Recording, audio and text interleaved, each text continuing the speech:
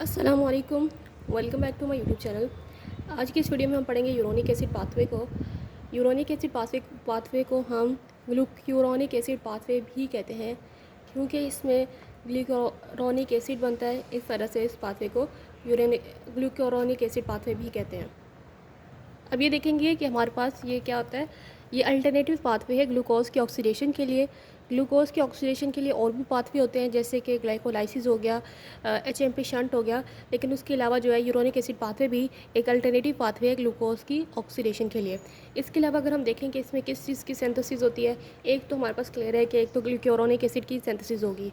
इसके अलावा हमारे पास पेंटोज, विटामिन्स और एस्कॉर्बिक एसिड की भी इसमें इस साइकिल में सिंथेसिस होगी। अब हम इम्पोर्टेंस देखते हैं इस साइकिल की क्या इंपॉर्टेंस है, और उसके बाद हम अपने स्टेप बाय स्टेप रिएक्शंस को देखेंगे। तो सबसे पहले हम देखते हैं कि इम्पोर्टेंस क्या है इसकी, कि यूडीपी ग्लूकोरोनेट बनता है इस साइकिल में, और ये हमारे पास ग्लूकोरोनिक एसिड की एक्टिव फॉर्म है। ठीक है। इसके अलावा ये हमारे पास कॉन्जुगेट करता है, यानी बाइंड हो जाता है स्टेरॉइड्स के साथ, बिलीरुबिन्स के साथ, हार्मोन्स के साथ और ड्रग्स के साथ। इनके साथ कॉन्जुगेट होने की वजह से ये हमारे पास कुछ इनसॉल्युबल कंपाउंड्स जो हैं वो कन्वर्ट हो जाते हैं सॉल्युबल वंस में। इसके अलावा ये ड्रग्स की डिटॉक्सिफिकेशन भी करते हैं। इसके अलावा हमारे पास जो ग्लाइकोसा अमाइनोग्लाइकन्स होते हैं या प्रोटियोग्लाइकन्स होते हैं, उनकी सिंथेसिस के लिए भी यूडीपी ग्लूकोरोनेट चाहिए होते हैं। तो ये सारी इसकी इंपॉर्टेंस है। नेक्स्ट हम इसके स्टेप्स को देखेंगे। इसके स्टेप्स को देखने से पहले हम एक निमोनिक याद करेंगे, जो कि है गुड लेग्स। यानी ये हमारे पास जो है प्रोडक्ट्स बनेंगे।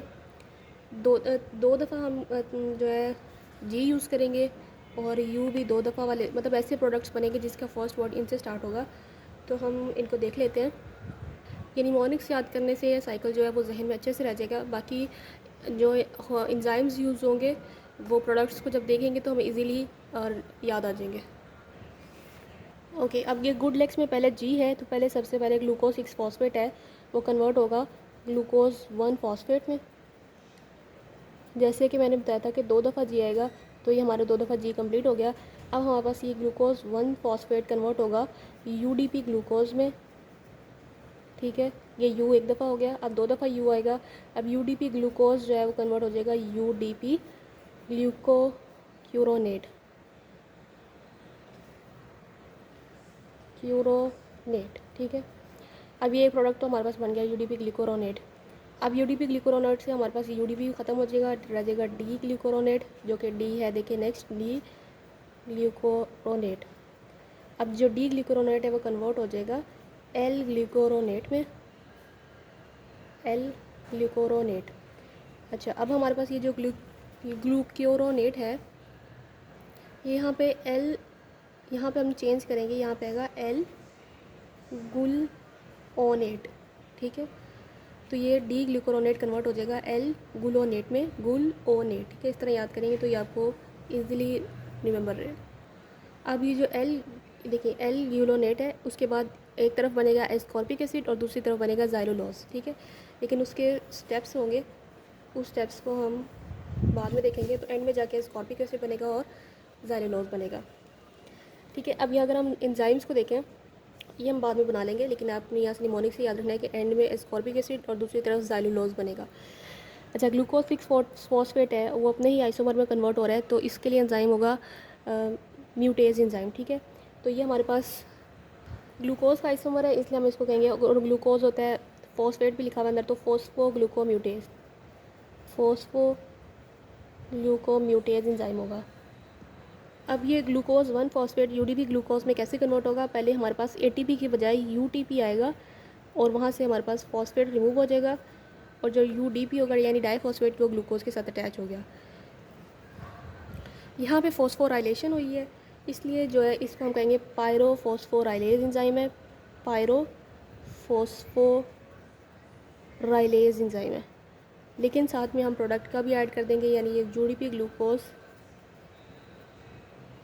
पायरोफॉस्फोराइलेज। ठीक है। इसमें मेन जो चीज़ याद रखनी है कि यहाँ पे पायरोफॉस्फोराइलेज एंजाइम है, यहाँ पे म्यूटेज एंजाइम है, और साथ में आपने जो है सबस्ट्रेट का नाम ऐड करते जाना है, जैसे यूडीपी ग्लूकोज पायरोफॉस्फोराइलेज फोस्फोग्लूकोम्यूटेज। ठीक है। अब हमारे पास जो यूडीपी ग्लूकोज है वो कन्वर्ट हो गया यूडीपी ग्लूकोरोनेट में। यहाँ पे जस्ट जो है NAD पॉजिटिव जो है वो कन्वर्ट हो जाएंगे NADPH प्लस H पॉजिटिव में, ठीक है। और यहाँ पे ये हमारे पास डीहाइड्रोजिनेशन हुई है तो इसको कहेंगे डीहाइड्रोजिनेज एंजाइम। डीहाइड्रोजिनेज एंजाइम अगर हम मतलब ये ऐड करें नाम इसमें सबस्ट्रेट का तो बन जाएगा UDP glucose dehydrogenase enzyme. UDP glucose dehydrogenase enzyme, ठीक है। अब UDP ग्लूकोरोनेट में से UDP रिमूव हो गया और वो वाटर की मौजूदगी में रिमूव होगा, ठीक है।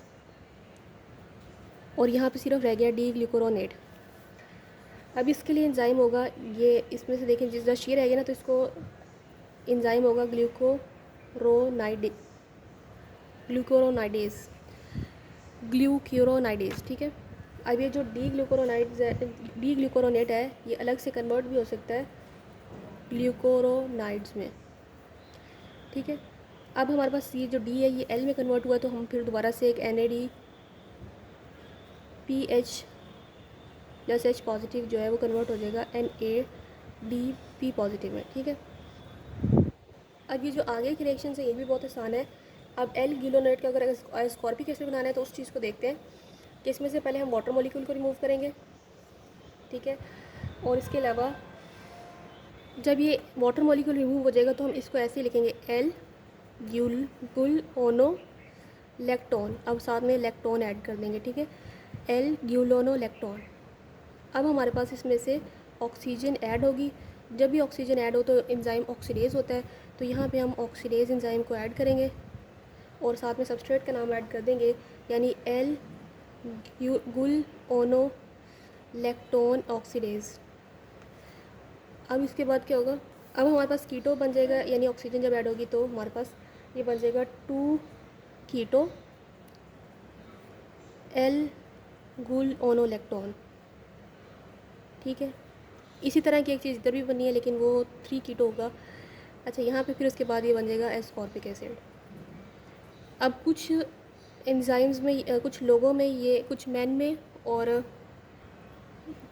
प्राइमेट्स और गोनिया पिग्स में ये एंजाइम एब्सेंट होता है। मैन, ठीक है, प्राइमेट्स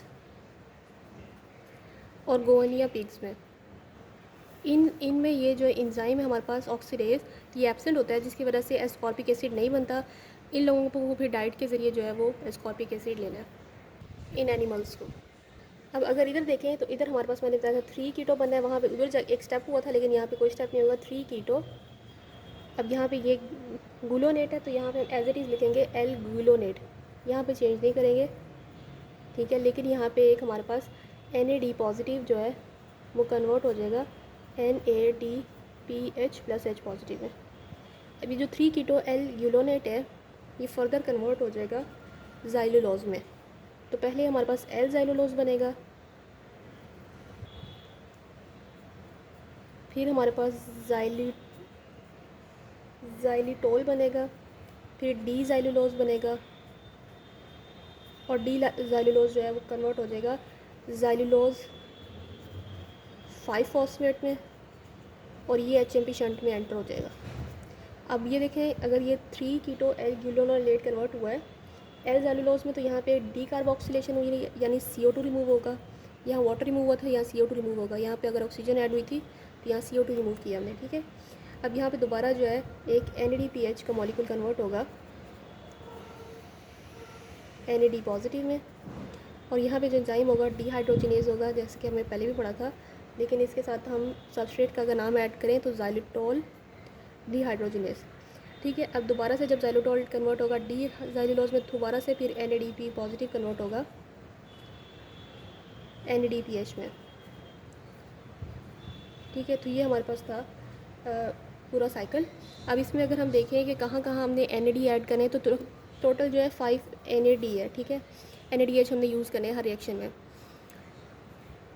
अब टोटल 5 जो NAD हमने यूज़ करने हैं उसमें ये देखेंगे कि सबसे अगर एक दफ़ा हमने ये करना है कि स्टार्ट हमने इस तरह करना है कि NADP पॉजिटिव को कन्वर्ट करना है NADPH प्लस H पॉजिटिव में, तो दूसरी दफ़ा जब यूज़ करना होगा तो फिर हम इसको यूज़ करेंगे यानी NADPH प्लस H पॉजिटिव को कन्वर्ट करेंगे NAD पॉजिटिव में।